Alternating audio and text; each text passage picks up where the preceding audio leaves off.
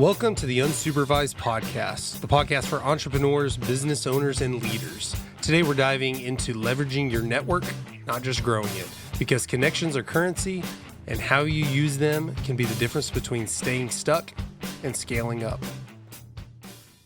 Just got into it, you know what I mean? Just start. Haven't been, talk about the studio. It's kind of different in here. Yeah, it's a much different feel.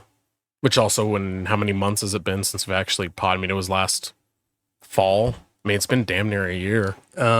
Legitimately sat down and done a podcast. Was it 2023? It was like every Saturday morning, Wednesday nights, guest hosts Monday nights. It was Friday night. It was, God, I think there was a period where between me and you, we were doing like 5 shows a week. Mm-hmm. It was Peak One Sports and everything, and some transitioning from Business and Beyond to that to unsupervised. Yeah, it's. I think we definitely needed that hiatus. We needed a break from it to gain that love for it again. I think we were going so hard so fast that we kind of got burnt out with it. If I know a lot of people don't like that term burnout. It's like. But we just got to a point, I think things were going stale for us. There was no motivation again. There was no, it didn't feel like there was a purpose for what we were doing anymore. Well, we started, it was just us. Yeah. And one podcast, we didn't, Business and Beyond, we didn't try to grow it beyond that. And everything that ballooned into doing Peak One Sports and, other people helping, keeping up with that shows, bringing contributors in from all over the country, to help out, and I think that it became more of your having to work on the business so much, working on all of it that you didn't have time or energy to actually sit down and do your there own. were still like 3 shows a week I was on, but it was like. There were other shows throughout the week, almost damn near every day. And it's like, well, I need to watch. I feel obligated to watch it and comment and share. Mm-hmm. And it's like, even though I'm not doing anything with it. But you're going to go on and support it and make sure everything's going off without a hitch. And you're still involved in every show that's being produced. I feel like it kind of stretches you thin too. It's, when there's so many different, it's easy to be committed to one podcast, one show. Mm-hmm. Then it's like, well, especially in sports content, you're just giving, talking about the same stuff over and over. But also, as ever changing as that is, that's a lot to keep up with too. Yeah, it's a lot to keep up with. All and the then ins and outs when of every really big transaction. stories happen, it's like we talk about it on Saturday morning on the leadoff show, and then our guys want to talk about it on Monday when that show goes on. And it's like, I feel I'm saying the exact same thing over and over again, which is fine because it's not always the same audience. But no, it's definitely refreshing, just kind of simplifying it and going back. I mean, there's something to say to what we had going with Business and Beyond and kind of where we were taking it. And I mean, we just went away from it for other opportunities more so than anything, but I mean, just it was something it was our baby. We had a lot of fun with, and rebranding to Unsupervised kind of, we had a lot of big ideas, but that was through the same transition time with Peak One, and we really just were never able to get Unsupervised really off the ground and going again. Yeah. So in true Business and Beyond fashion, talk about what we're drinking here. I don't think I've ever had this kind of beer. Garage beer. If you're watching on YouTube or whatever, let's put it up there. I know we always drink TX whiskey and try to see if we get them as a sponsor. Unsuccessfully, maybe. I don't know. Is this a small company? I think so, yeah. I don't even know. Smaller than, make sure it's not like... No, it's not. It's not part of Miller Beer or anything like that. Well, here. I mean, free advertising. Maybe we can work something else out. But that's a lot of what you'll hear coming up in future episodes is going back to our roots, talking about small business entrepreneurs, entrepreneurial type stuff, tips, things like that. We're definitely going to throw out a lot of free advertising for small businesses. We're going to have guest hosts on, mentioning for those small businesses, that free advertising. And that was something I don't know that we ever really touched on or talked about. Mm-hmm. through Business and Beyond days, you and I were looking at so many opportunities to make money. How can we get sponsors and advertisers, and what does that landscape look like? And us coming into the podcasting scene without much prior podcasting experience, we didn't know how that looked and how that worked. And we kind of came to the conclusion as, why do we have to do that? What are we trying to make out of it? What are we trying to fund? We're going to be better off by just giving the advertising away. We're just going to be better off by gaining these supporters, gaining these teams. We're building a circle, a network of people by helping other businesses advertise, and then we've gained friendships from that have helped us in business and personal, and like our network has tremendously grown in the past 5 years. Yeah. Because that's when we started. We started podcasting 5 years ago. It's crazy to think. Yeah. But that was the thing, is we really built a big network in the past 5 years with podcasting and haven't charged anybody anything. We've helped guys get podcasts started. Mm-hmm. We've helped, be on shows. We've interviewed. We've helped authors, promote their books, several books. We've just, the main thing for us, we realized, was the networking side. And that was something I think we never really talked about then.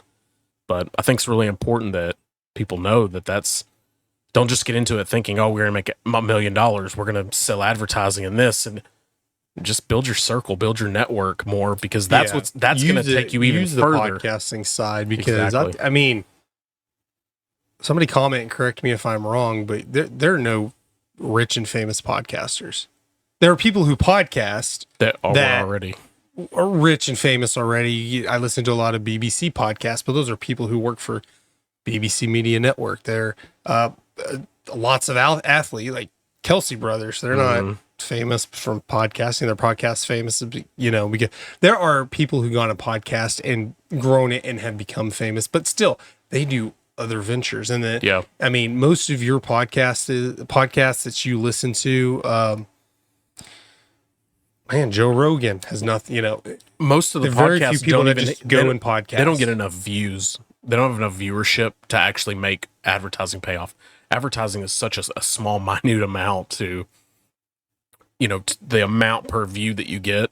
Yeah. It's crazy, And if you become famous podcasting, you're going into other ventures, getting into I mean, even this show is on YouTube.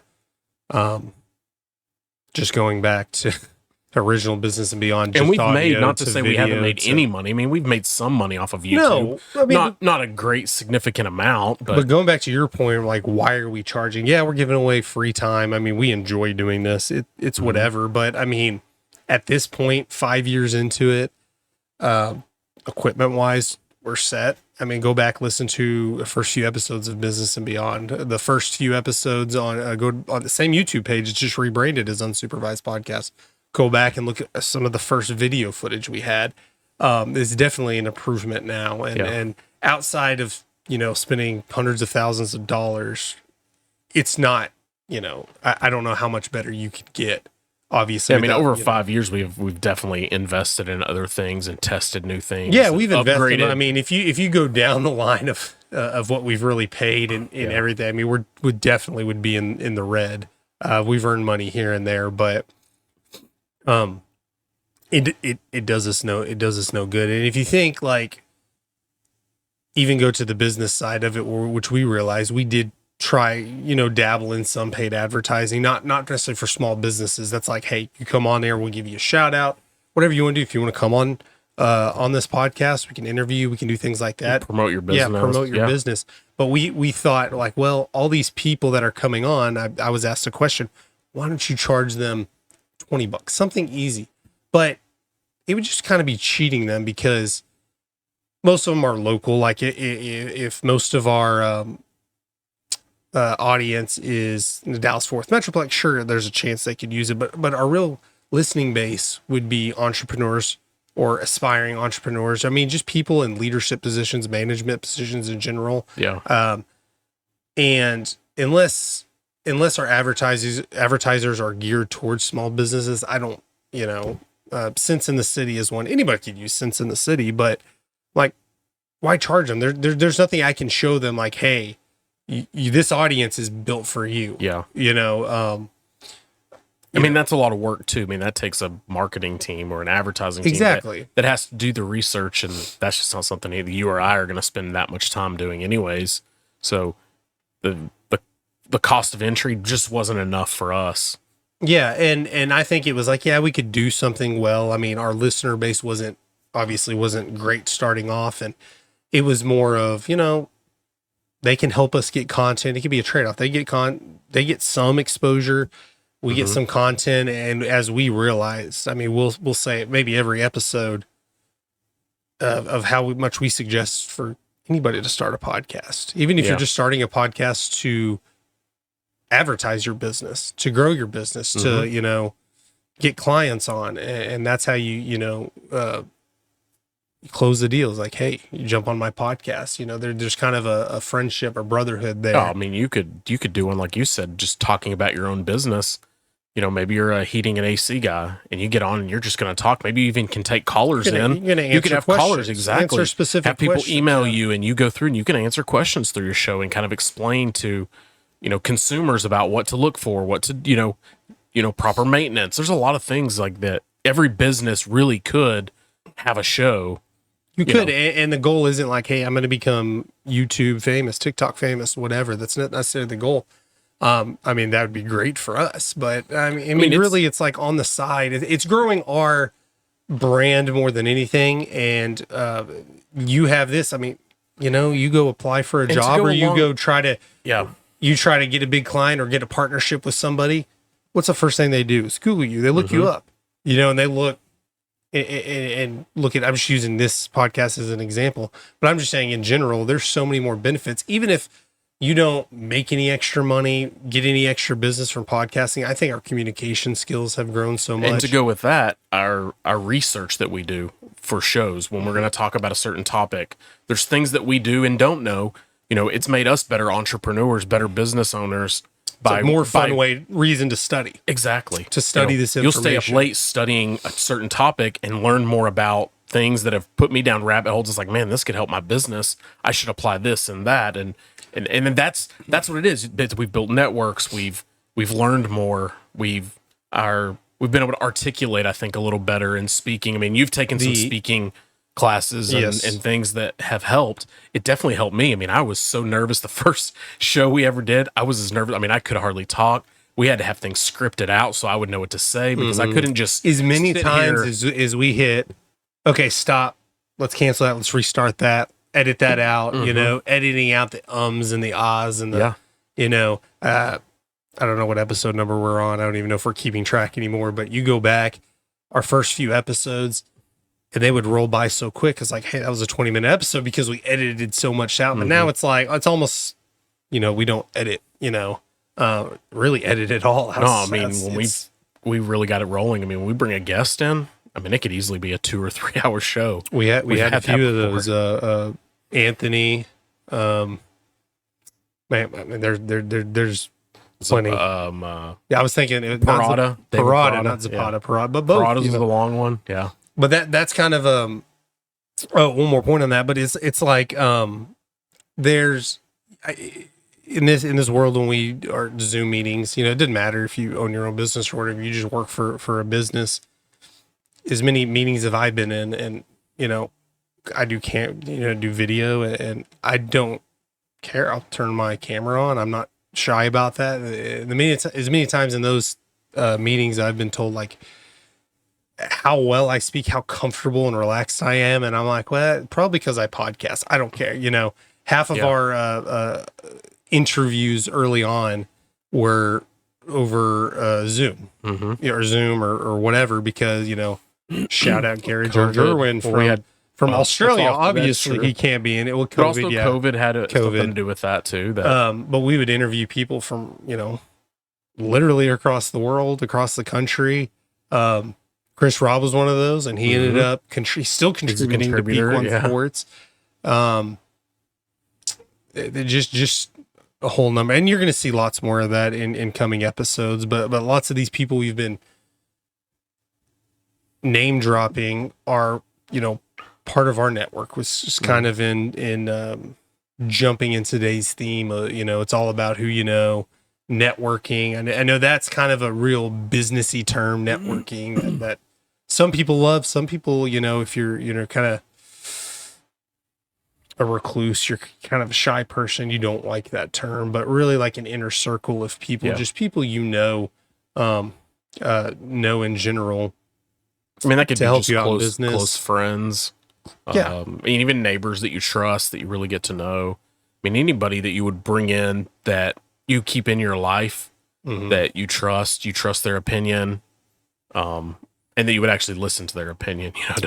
Don't want somebody that you're gonna maybe they're gonna give you a lot of good advice and you're gonna do the exact opposite and not at least entertain and try what they're telling you just to see. Like, what's the point in asking for help and then you're gonna do it your way anyways?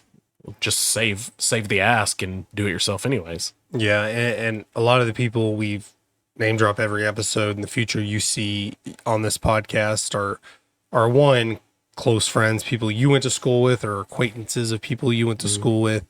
They just all happen to be a bunch of different entrepreneurs, but they could be people that you can do, get, be a trusted advisor. They could come work for you. They could do business with you. They could, do something like this. I think a lot of that was, of our circle now of network between you and I both, we each kind of have our own networks, but then our networks kind of mesh across each other as well. We've gotten some through our podcasting, through some that we reached out to, and they did do some advertising with us and took advantage of those opportunities. And then we used their services and then built relationships, and then they came and used our business. And then, Junior Zapata's one, that's one that's been a long time, I think back since 2020. And I started using him, and we were doing some stuff on the show with him. We just made that connection. He's become a really good friend, a guy that, is really strong in his faith. And I've talked to him a lot. I mean, just about every time I see him, I get to talk to him, and we get to share our faith together, and our faith through our business as well. And, that's, we both do business with each other. There's neither one of us are expecting anything from the other in that sense of, I'll come do business with you, and he in turn comes and does business with us. And then that's it. We're not asking for deals it's just a really good working relationship and friendship that we've developed. Yeah. With someone that I could go to, and if I had a question, he's, probably about the same time frame as we are in business. So he's, he kind of sees some of the similar things that we do, but maybe from a different perspective. So it's good to get to know that and see the perspective from others. Yeah, I would never suggest that you, as you're building your network, that you say, okay, they're no good to me, because it's, it's good to have people further than you in business. Maybe a business not quite as far as you, but somebody who's right there. I mean, you can talk about similar situations. But that's something. Money talks. If you work in sales and you want to go, prospect some people, easiest way to do that is go become one of their customers. Buy from them, they'll buy from you. I know simplifying it to networking and going to events or happy hours, that definitely works, especially if you're an outgoing person. But at the same time, it's like, this is what we're here for. I'm sure lots of friendships and, trusted advisors have come from relationships like that, but that's what everyone's kind of there for. Sometimes it's easier to talk because that's, you could go stand there and be shy. Someone's going to come up to talk to you just because that's what we're here to pass out business cards. Maybe it works, maybe it doesn't. But, having that different level of somebody you could just call, and you're not calling just to get over that hump, because I've been in that situation. I was starting podcasting was really tough for me because I had the aspiration to do it, but not the confidence to do it. So, I very much know going to those networking things is tough sometimes, because I'm not someone that just goes and, just starts up a conversation with a random person. Yeah. Use your network that you have. Go with people, get a group together that wants to go to one of these networkings and kind of give you that cushion to be comfortable to go and spread out and talk to people. And it's easier to have a conversation, a 3-person conversation with somebody, than to just one-on-one or whatever. But I would just, go back to, another guy who has podcasts, Gary V. And he says, just do it. You're going to suck at it. You go to network, you start a podcast. Like, I'm sure our podcasts are still up there. You can go still listen to the first probably 5 or 6, I think, before we hit our stride. Episode number 4, history and entrepreneurs. Like, I think the topic was fine, but we were terrible in that episode. Yeah. But just, you suck at something new. Be brave enough to suck at something new. And Toastmasters is one that I did. And, it helped me because it was in 20. I think it was in 20. It might have been 2021, but it wasn't in person. It was still on Zoom, and that's easier to, go. But like you go to those events, and if you know you're going to go, it's a weekly or monthly thing. Just go to the first one, because the second time you go there, now you're not worried about where are you parking. You don't know what door to go in. You don't know the first thing to do. After you do that, you do it once, yeah. And I'm one I've heard, go there the day before or the morning of, and you can at least, okay, this is what the parking lot looks like. You know where to park. You know where, that's less things you have to worry about. I go early. I mean, I'll usually show up somewhere maybe an hour early. And my kids and my wife, they all are like, why do we go places early? I love to get places I haven't been early because I can go and find it. Okay, that's where we're going to go. Okay, here's what I'm going to park. Just like you said, I'm going to get all that kind of mapped out. Then I'll go grab a drink, grab a snack, go into a store, I can go find something to do for an hour, but I want to scope things out because then I feel more comfortable when I show up. It's a lot less intimidating to walk into a room of 4 people. Yeah. And then just kind of see people as they walk in, and then to come to an event and you're walking into 100 people or how many ever. And if you're already nervous and you go and like you're trying to find somewhere to park, how crowded parking lots can get, and somebody kind of cuts out, walks in front of you, and you slam on your brakes, and it just gets your blood pressure, and you're kind of already psyching yourself out. Definitely a lot better. I mean, just go prepared. Just like you said, show up early, and usually, like, just think of a time that you went into a new situation like that and then look back on it. It wasn't a big deal in the long run. Because you get there and you calm down and you relax after a little bit. So like, go ahead and get there, relax before. Which is why so many networking events are happy hour events as well. I mean, you go out there, have a drink, and you be fine. You get relaxed and you're a normal person again. Yeah, exactly. Breakfasts, you just go. Like, once you start eating, everyone's kind of relaxed. I don't even know the right word, but it's a lot easier to talk to somebody when everybody's eating, because kind of like Talladega Nights. It's like, I don't know what to do with my hands. Like, you're sitting down, you're eating, you're doing whatever. When everyone's standing around and doing nothing, it is kind of weird. You don't cross your arms, hands in your pockets. You don't know what to do. But yeah, just in general, knowing the right people. I mean, I'll tell you, I work for a big corporation, but I manage one of the local yards. When I need to go out and get something, I needed to buy a def for our trucks. Well, I used to work for a company that did that. And then the guy there, I knew for years before. I just called him. He did give me a great deal because I happen to know how much it's supposed to cost. And he gave me a really good deal, but I didn't care. He sent me a quote as long as he wasn't price gouging me. Yeah. I'm not going to go compare that quotes. That's who I'm going to buy it from. Yeah. If I have someone go mow my lawn, I know a few people who mow lawns. I use somebody I went to high school with. It's easier just to message them. It's like, hey, give me a price. Just drive by my house, give me a price. It's a lot easier, a lot more relaxed. Just send me a text, just message, whatever. It can muddy waters getting involved in situations like that.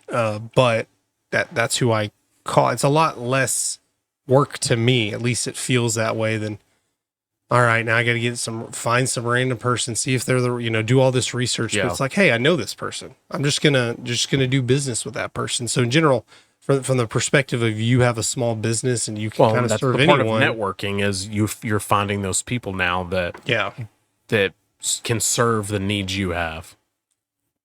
And you just know, like, you come up with something, hey, I need this, whether you have your own small business or not. But just in general, thinking from the other side of it, the consumer side, if I see somebody who's been posting on Facebook, oh yeah, this person does that, let me message them. I already know that. Mm-hmm. So as much as you can plant a seed, you post something on Facebook or whatever, nothing may come of it. You may get one like, you may it doesn't produce well, but you just keep posting and posting. And we've had situations where through Apogee Graphics where somebody messages us and like, I had no idea you did that. Hey, yeah. let's get business together. But let's do business together. And and knowing the right people. And it, you know, if you're somebody listening, you know, it's relevant to you if you don't own a small business. Just in general, just you can look at it, like I said, from the consumer side. It's a lot easier for you to do business with people you know. Yeah,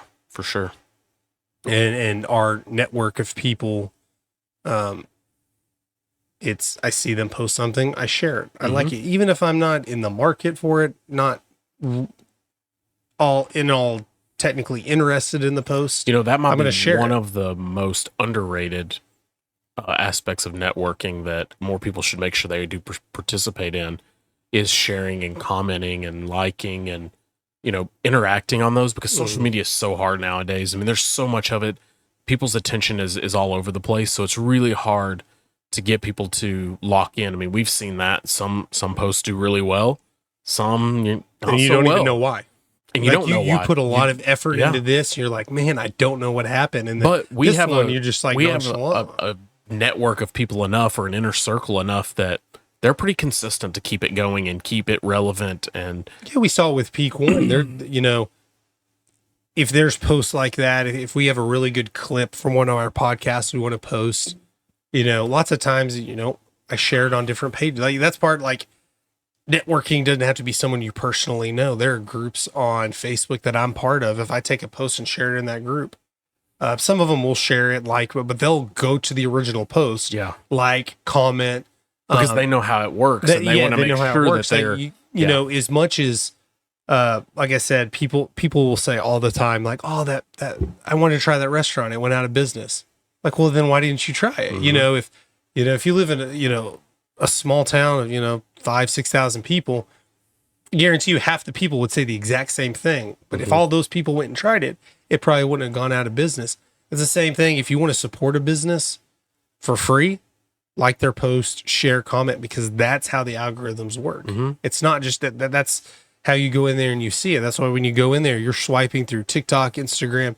Most posts, and I'm guilty of this because I try to post a lot of content with podcasts, and we'll get some with a few hundred likes, shares. It's like, but I'll see them. It's like thousands of shares. Like, how do I, how does that happen? Yeah, it's because you start getting those likes. It's a snowball effect, and that's why it's in front of me. Yeah, is because I guess the algorithms thinks I'm kind of interested in it.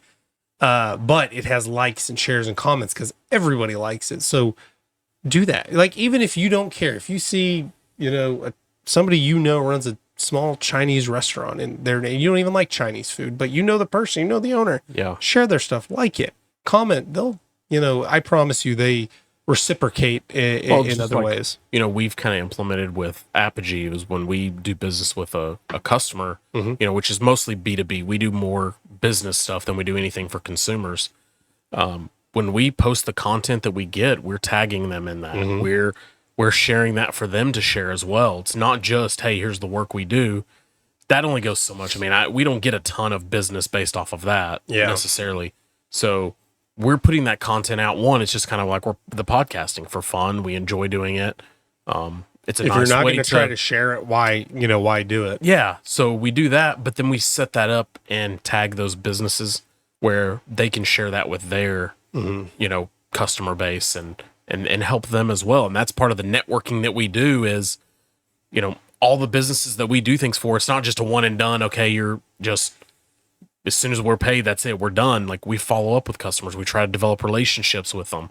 We try to share and help their businesses along because we know how hard that is. Yeah. And we know how important networking is. So there's another aspect to networking, like we've been talking about, is just getting active on social media and helping out those businesses that would do the same for you if you were in that situation. Yeah, and just posting personal stuff. I mean, everybody has their 5, 10, 20, 30 people that like and share everything that they post. They comment on everything, whether, hell, anything you post, I'm going to like it. Regardless of what it is. But typically I'm interested in the stuff you're posting. But like, we're talking network and more to our personal close friends, colleagues, if you will. Yeah. But how many people on social media, their name, You're like, I know we went to school together. I think the name sounds familiar, but that's why you know them. If you saw them in person, you may never even you probably pass them in the street, wouldn't even recognize them, but you know them on social. Y'all share everything. Y'all like everything. I mean, I'm not going to put any names out there, but there are a few that are very local that we've shared on this podcast. You know, they've shared our stuff, and I don't think I've ever met them in person. Yeah. You know, and that's the world we live in today. You know, whether people say it's sad or whatever, but everybody lives on the internet. You live on social media. That's the lifeblood. We've talked about the benefits of having websites or social media. I think we did a whole episode on social media. Like, you have to have social media to some extent. I think in general, like between Peak One or this or whatever, just I do it more personal because it's a lot to have, you know, different Facebook pages and all. But at minimum, like, we all have Facebook, TikTok, Instagram, Twitter. You know, we have some we use more than others, but just being in that realm, because I have, you know, I talk to people, they just roll their eyes like, I don't even have Twitter. I don't even use Facebook. We know Patrick doesn't even use Facebook. I think he still has a Facebook, but he doesn't use it. Yeah. So that's right there why you should be on it. You know, how many people do that? They will favor one over one social, and you think, well, everybody has everything. It's like, no, they don't. That's completely different audiences.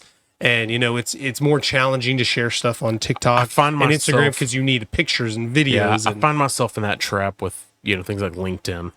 LinkedIn is so underutilized. Like, there's so many good benefits, especially as a business owner. Yeah. Or it's hard to post relevant content on there because you got to think of the audience. Yeah, for sure. Which is weird. I think everything Apogee Graphics posts should be on LinkedIn because it's relevant to any small business. That's true. Or any business. And that's something we're trying to get better about. We're in a really big groove, you know, with the meta space. You know, Facebook and Instagram are obviously really easy to duplicate.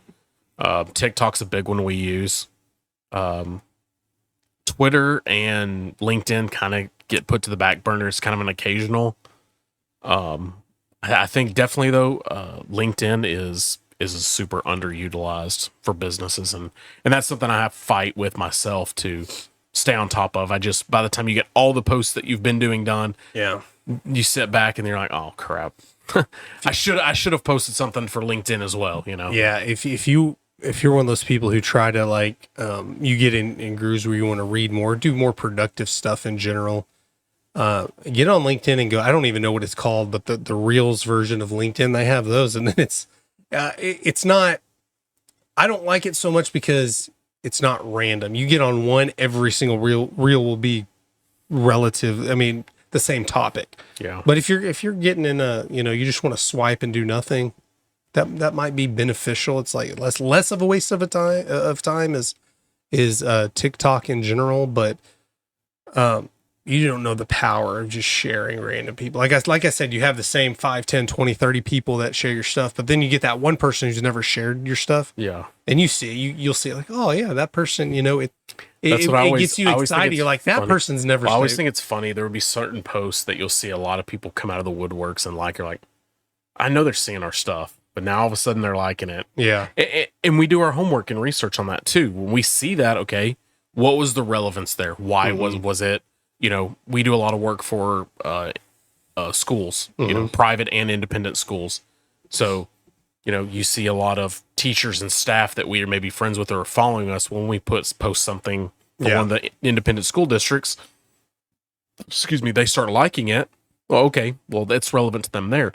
But we always try to research and see, okay, what's the relevance of posts that don't get as much activity to the ones that do get more activity? Is there a link there that we're missing that we could improve on to help that, you know? And you notice when specific people comment, it'll probably show to their friends, hey, this person commented on there. So, you know, like, oh, that this person liked it because I know they know them. That's probably why. Like, all of a sudden, so then you've posted things with specific people in mind, or maybe a specific person. Like, hey, this person will probably. Yeah. And when you notice, hey, when this person comments on stuff or shares it or likes it, it tends to blow up a little bit more. Yeah. So you make more of that. But then sometimes you're like, hey, this is almost the exact same post and it sucked. It didn't do anything, you know?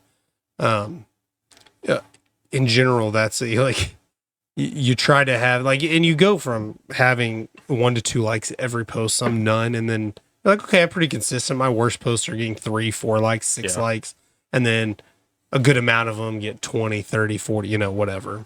I have a good friend that's like a childhood friend.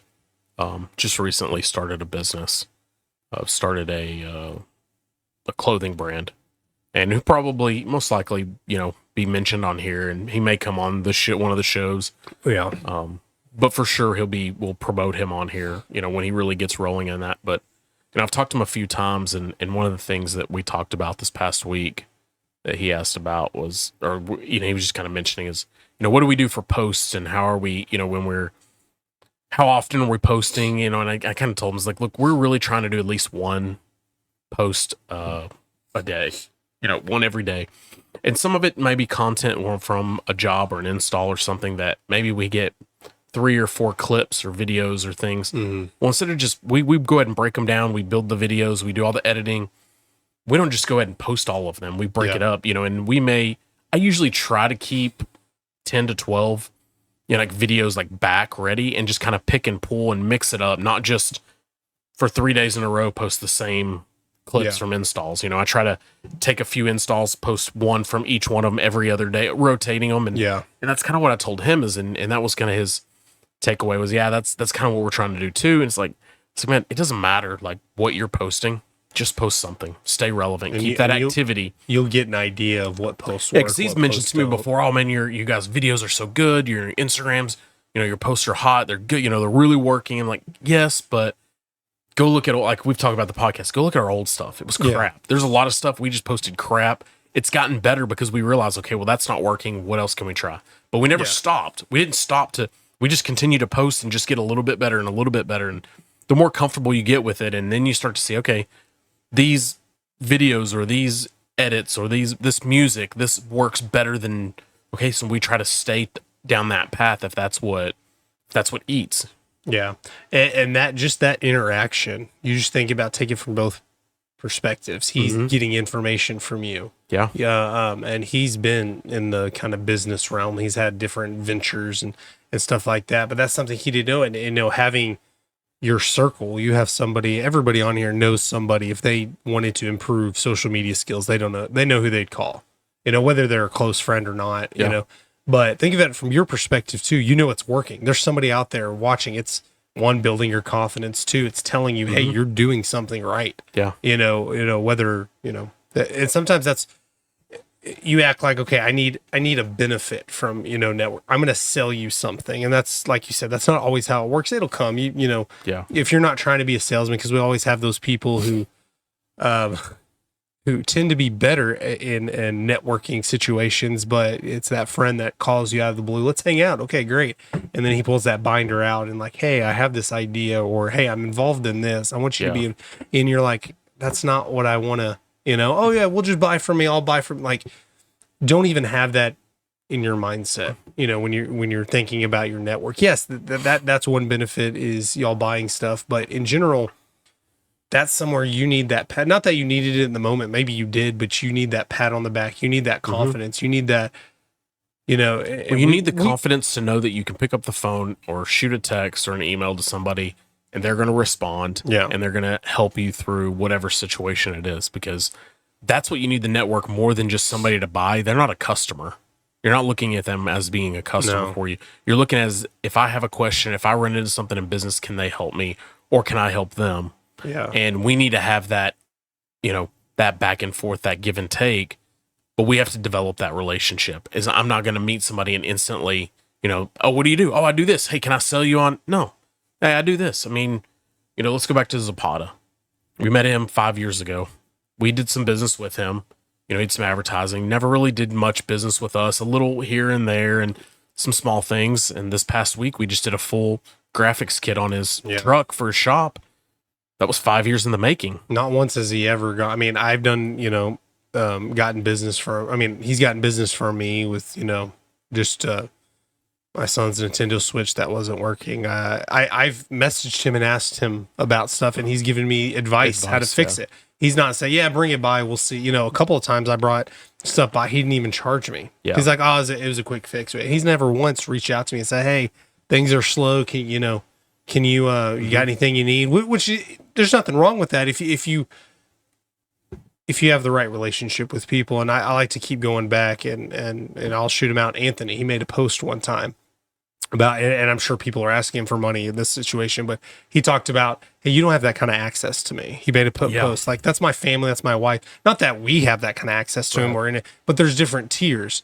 And there was acquaintance within the past couple of days that you and I, we were like, how do we explain this? Because they didn't have that kind of access to us.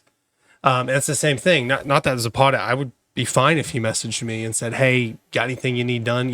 That's fine if you have the right access to right people. Yeah. But, going back to the friend you hadn't talked to in years, you knew at high school, hey, I got this business venture, even if it's legit, not a pyramid scheme.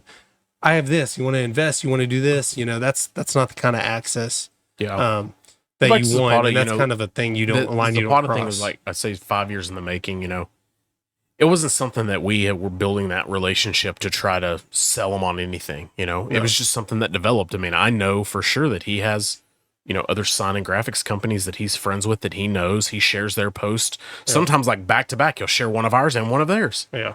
I get no problem with that. Like everyone has their network and stuff, and I'm still going to help him even if he's buying from somebody else. I'm still going to use him. That he's part of my inner circle. He's part of that network that we have built. Yeah. I know I can ask him questions. He's done different things in business than I have, that I could call him and ask him questions and bounce things off of him and see what his thoughts were, how he would do it different than how I, may approach it. And that might help me to say, hey, you know what? You wouldn't do it that way because of this. Okay, maybe I shouldn't do that. Yeah. That's really how you utilize that network and build. And not just for your benefit, for others too. Like you've said, like flip that around. How can you help? It's all about the that helping hand, and not like making sales or exchanges of money or whatever. But if you're constantly asking somebody for advice, messaging them, you can't make them ask you things. But think of the relationship. What are they getting out of it too? It doesn't have to be that way, but just make sure you're not constantly asking for their business, there's been asking them for advice without offering them like, hey, I have a podcast. You want to come on my podcast? Let's promote your, There's been countless people that we've helped in the graphics business, that want to start a t-shirt or do this or doing different things. I mean, I've flat out given like, hey, I've got this old design program. You can have it. Like it's yours. Like this is what you should do here and how you should do this. And like, I'm not worried. I mean, a lot of it, I look at them like, I don't think they'll ever be competition to us. Yeah. But nothing against them, but like that. You've gotten business from things like that where they're not big enough. Sometimes they do stuff. Yeah. They get themselves in over their head, or they get to approached by a project and they know they can't do it and they've come back. Now, that's not the reason I help them. I want to see people succeed. And I think if it's something that they have a passion to do or enjoy doing, like that's what they should do. But for me, that's just helping to extend my network of people, because maybe I get to a point where we get to points where we have jobs that, maybe too small, we don't really want. We'll just pass them to them. They would appreciate that business, and gives them business, keeps it a headache or a pain of a little small project for us, and vice versa. We've had it work both ways. Mm-hmm. It's like planting seeds in sales. That's how I kind of look at it. It's like, well, I went and talked to this person, give him a business card. I don't know. I may never do business with that person, but they might tell somebody about me, or they might tell somebody about me. If you just have a good relationship with somebody, you don't know where it's going to go. You can't be so close-minded as like, okay, I need to get some business drumming, so I'm going to keep asking the same 8 people because he's no good to me if he's not going to buy from me. No, he might one day buy from you, but he also may talk to this other guy and talk, and earn you business that way. It's like you have that seed and you got to water that seed, but you can't overwater it. Yeah. You can't just force yourself down somebody's throat and say, buy from me. Hey, I need a sale. I need, whatever. And it's like, you're no good to me, just because you have people in your inner circle. Sometimes it may be periods of time, maybe years that, hey, they're more beneficial to you than vice versa, or you're more beneficial to them, and maybe you're not getting anything from them. It's the season of life or business that you're in. You know, you think, oh, I've got them, I need a business from them. Like, that's maybe not the time of the season, you know? Yeah. We've seen that this year alone. I mean, our business has grown tremendously just this year for whatever reasons. Like, you know, I've been in the business almost 20 years, and all of a sudden this year's the year, like things just really start to pop and blow up. Last year was the year. Last year we thought last year was a great year. It was like, man, this is like even better. Things are changing. We're getting different customer bases.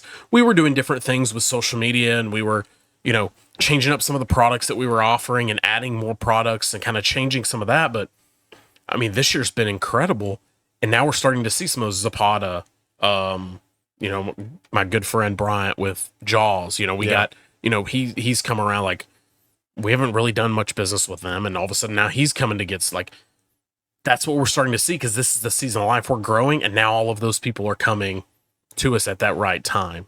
Yeah. And like I said, you have to have access to those people. Yeah. And some people are easier to get that access to than others. And it's just, you know, just have a good, you know, that will come where people do business. You know, you have good advisors, you have, you know, but it starts with trusting those people. And if you're somebody who finds yourself not having a network like that and you want to start growing it, you just got to do it slowly. I mean, maybe you have people you don't even know, you don't even think about. There's one person that you've dealt with at one of your big customers who doesn't work there anymore, and you're doing business with them elsewhere. Like, you never know how little things might transpire. And, you know, who knows, 10 years from now, that guy might have a completely different business that you're buying from him. He's buying from you, you know, a real relationship and part of that network. And it doesn't have to be like, hey, us 5 guys are part of a network. You know, you have your network. This guy's in your network, but he has his own network, you know. Well, you know, and also part of that network too, you know, you probably need to have people more like advisory type or teachers or, you know, mentors. That should be the goal anyways. Like you want somebody, at least someone in that group that you are establishing that, you know, you can go to and ask questions. You know, I've got somebody, a great friend that, and I mean, you and I, we talk a lot, you know, working in the business, but sometimes I even look to somebody outside of that has a whole completely different perspective, right?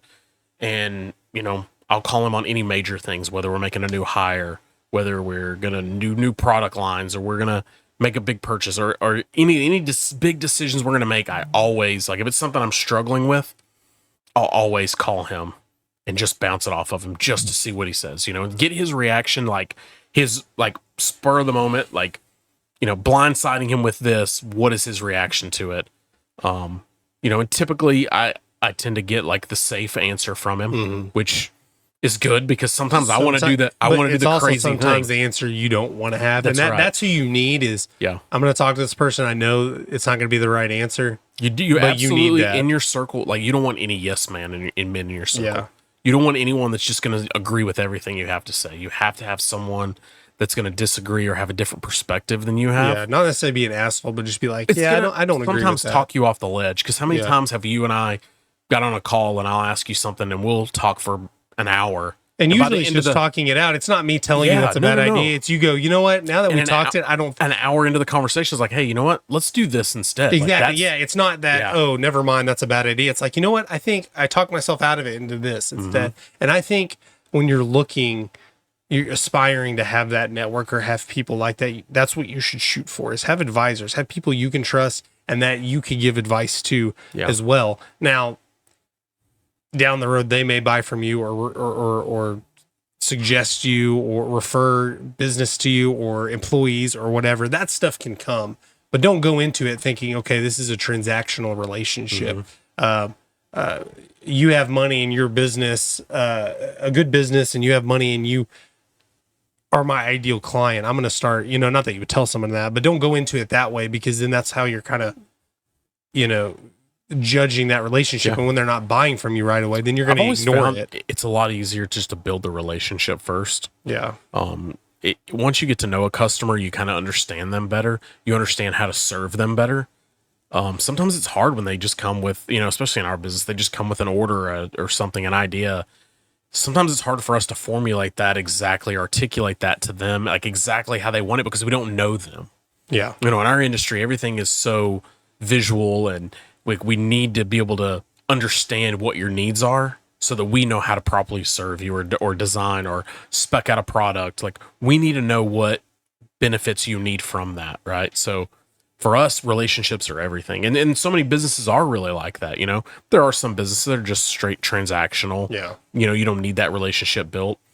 But we always look to build those relationships because, also a lot of things we do is like a one-off. Like, we may do a graphics package on a vehicle or storefront graphics. We're not going to talk to that customer possibly for like 5 more years, that's going to last. So we want to build that relationship through the time, do business with them when we can, send them business when we can, try to do everything we can so that when the time comes and they're ready to re-up on it, we're ready to go. And it goes on the reverse too. Not only you knowing them, but them knowing you. They come to the table, hey, I have this new project, and they but they may already know the questions you're going to ask. They'll give you the answers rather than, going back and forth the first conversation. Okay, you ask this, they answer. You go, it may be 20 emails to come to this. Yeah. And then now next time they give you the same sort of situation. They're like, okay, here's questions I know you're going to ask. Yeah. So it goes both ways. It can, from that perspective, I know it's easy for us to think, okay, yeah, we're going to give information based on the business's perspective because you want to sell to this person, but it makes things a lot easier on your end when they can already do that. I mean, everybody knows it, costs a lot more to get a new client than it is to keep, retain a current customer. Yeah. And that's part of it, is that you don't have all the, the discovery of it. You don't have to, how to deal with this person. Hey, I emailed them this morning.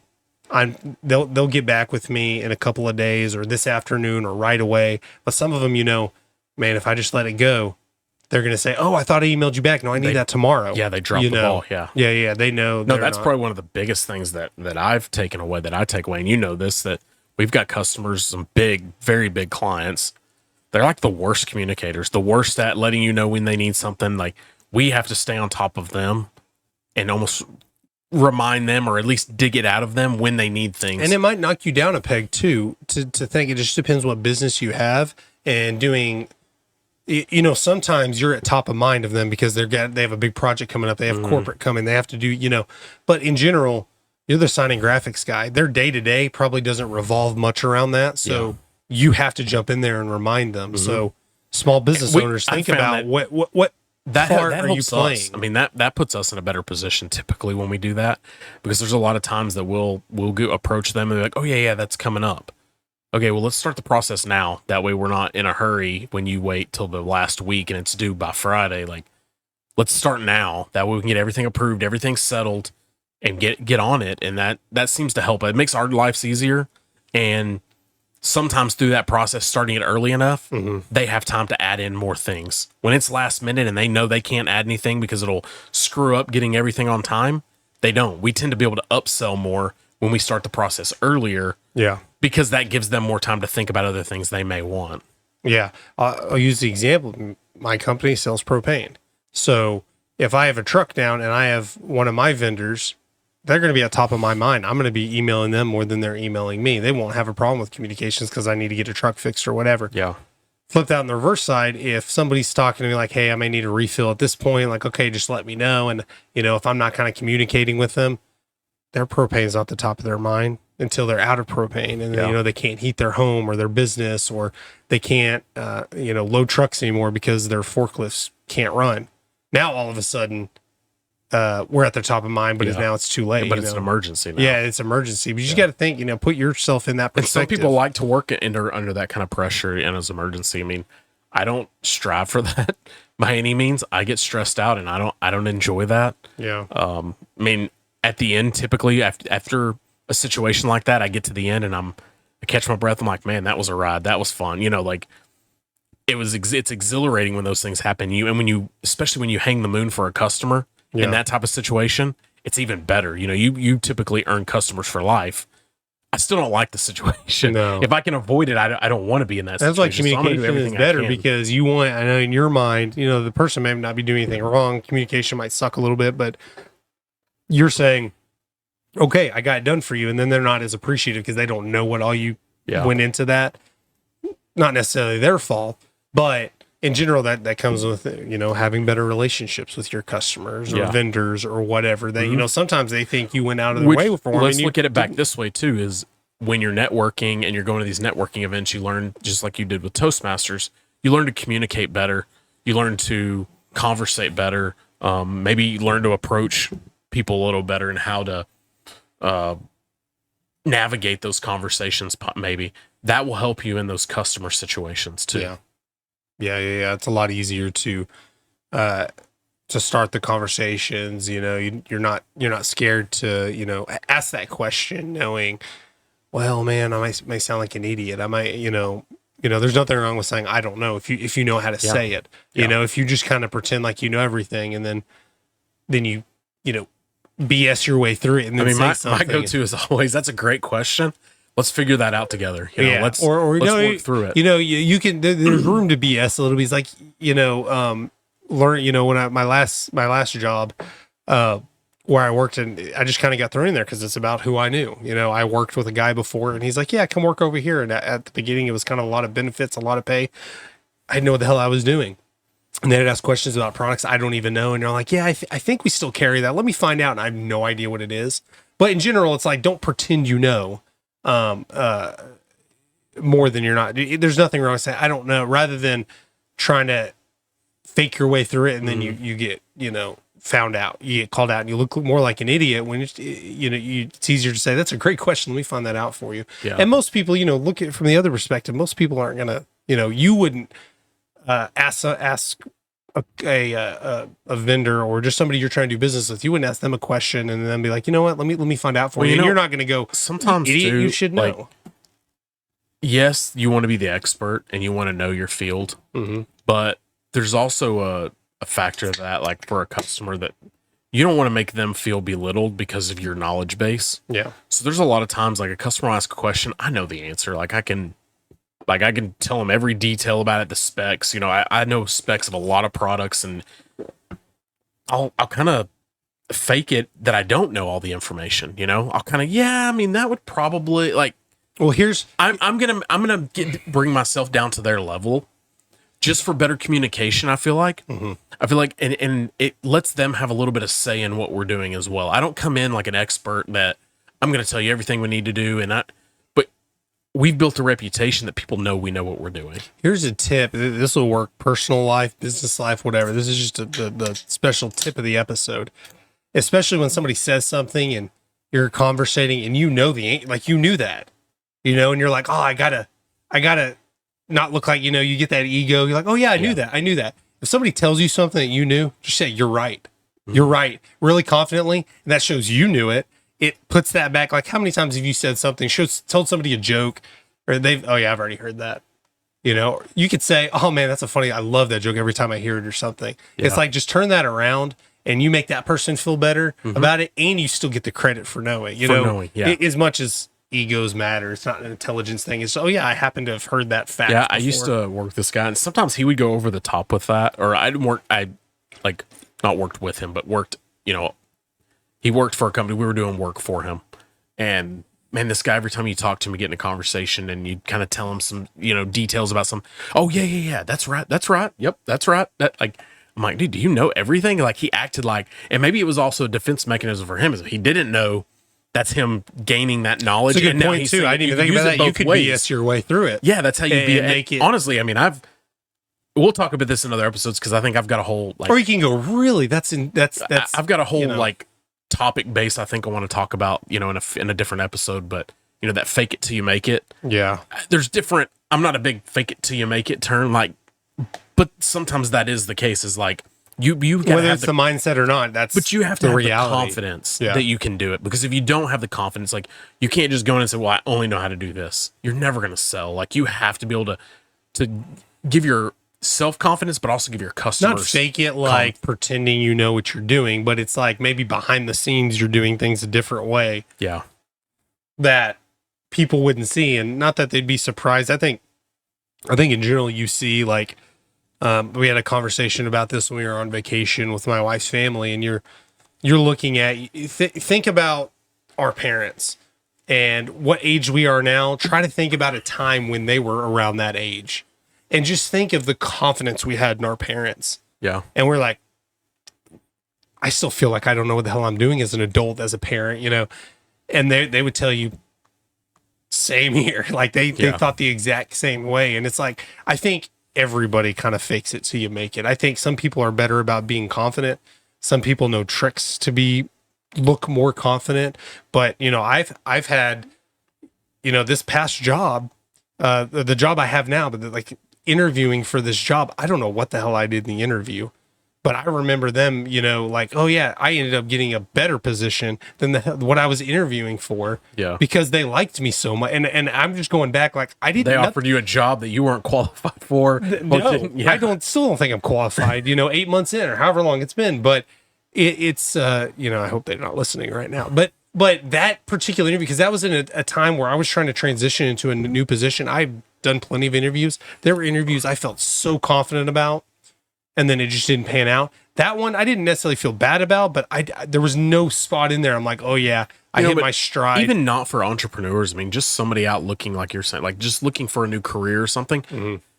A good interviewer can read if you have that confidence level. They can't always read if you're faking it or if you're true, like genuine, but a really good one can read if you're nervous about how it is, But I've also, I feel like I interview pretty well. Like I can interview someone pretty well. And I also read that overconfident person too. And that one's the one that really scares me more than the one that's underconfident, but it's trying to fake it. It's that one that's so over the top confident that scares me. Because sometimes that's the reckless person, right? Yeah. Sometimes it just depends on the situation. I'll give you an example. My first, I used to be a truck driver. I still have my CDL now, but I used to be a truck driver, and that getting my CDL has kind of led me into the position I am now, indirectly. But I don't know who the hell at the company my first driving job gave me that job, because that was not qualified. That job should not have been for a new driver. But did you had a CDL at the time? Like you had gone through the training and everything? I got my CDL my first driving job. Now, luckily, my wife's grandfather paid to put me through CDL school, so I wasn't tied to a company that you had to work for forever. So I was going through CDL school. I didn't have a job. I was looking, and any trucking, like I say, I keep my CDL now. I could have a job tomorrow if I wanted to have a job, or at least an offer. And so that's what it was. My goal was be home as much as possible. And I found a job at this company working for a very well-known store. That was my dedicated route. And I could be home every weekend, and I'd be home throughout the week too. That was like, that's sold. That's what I want to do, just because I don't have to be gone 2-3 weeks at a time. And it involved taking a full-size 53-foot trailer semi truck with a sleeper, like the full, you picture a semi truck. That's what it is. That's, putting it in this tiny parking lot and having to turn around. And I was in a situation where I was going, and I got at this store to sleep for the night because I was delivering the next morning. Second weekend on my own after training, and I didn't know what the hell I was doing. And a guy happened to pull by. This store was closed, and I happened to pull up and saw he was like, I think he lived down the road, and he was trying to tell me what to do. And I'm like, shot to my ego, but like, he didn't have a CDL either. And I don't work for this company, so it works out. He ended up saying, hey, I know what to do. He jumped in the truck and did the maneuver for me. And I'm like, that worked out. I didn't act like, oh no, man, I know what I'm doing. And not that I would have done anything reckless. That's probably reckless letting him do it, but it wasn't. Now I could easily do that maneuver, but it was a maneuver I've never done before. It was just an odd spot where it was off a residential street, and he did it. And I'm like, yeah, dude, you know what you're doing, I think he had a CDL at one point. I just know he didn't have a CDL then, but he was kind of talking to me about it, talking me through it. And I didn't be like, no, man, I'm a professional. I know what I'm doing. In that moment, it would have helped me to fake it till I make it. I don't know what would have been in that position, but it was like 10 o'clock at night. I was beat. I was trying to I have to get this trailer in this certain position. And sometimes it's just an ego hit. We all get in situations. It might be a bad day, and somebody that's maybe, beneath you on the totem pole at your company can tell you, hey, this is what we should do, because this is how, maybe you're, out of your element. You're not sitting in your office, you're doing something else for the day, and you just kind of have to listen to them because they know better. And you may be like, well, I'm the boss, I know what I'm doing. And sometimes you get stuck in that and don't get stuck in your ego. There's a difference between fake it till you make it. That's not always the smart move, Yeah, I mean, you could attest to this that I don't act like that as, I take input from I don't look at it as a totem pole or a hierarchy in our business. Like everybody's kind of even playing field. Everybody just has a different role within the company, but it doesn't matter. I'll look for opinions and give freedom to anybody in the company that wants it, that has earned it. True open door system where, or a policy where lots of companies will say that they're like, that's not really, but they don't practice it. And that's you can't walk in your CEO's office. That's something else. This season, we're going to talk more about too, or things like that companies say they do, they won't do, and how you really should navigate that. Because the things that we talk about and have talked about for now 5 years through our podcasting, we truly apply those to our business. I would say early on in Business and Beyond, we kind of would do a little fake it till you make it. There was a lot of information we didn't know, but we did a lot of research, a lot of study, and applied it to our own businesses to test it out and see if it worked. Some things worked, some things didn't. We kept the things that worked, that stuck. Yeah. The things that didn't, we got rid of really fast. That we didn't mess around with them. We didn't try them out too long. The moment we realized it wasn't going to work for us, we found something else. But you could trust that when we say something, we've tested it, we've tried it, we're putting our hands in. We get down and dirty in entrepreneurship when we're trying to figure the stuff out, things especially we don't know. Yeah, and comment your suggestions, anything we've talked about today. Maybe sometimes we'll learn. If we learn something, whether we're wrong or just you take it one step further, we'll give you a shout out and talk about it. We're not too big of an ego for that. Where we'd love some shout outs too on some maybe some possible topics people would want to. Yeah, we're considering our listeners as part of our network as well. So reach out, with things that interest you. If you want to be on the show, we can definitely work that out too, as well. We have the technology for it, whether you're local or not. Yeah.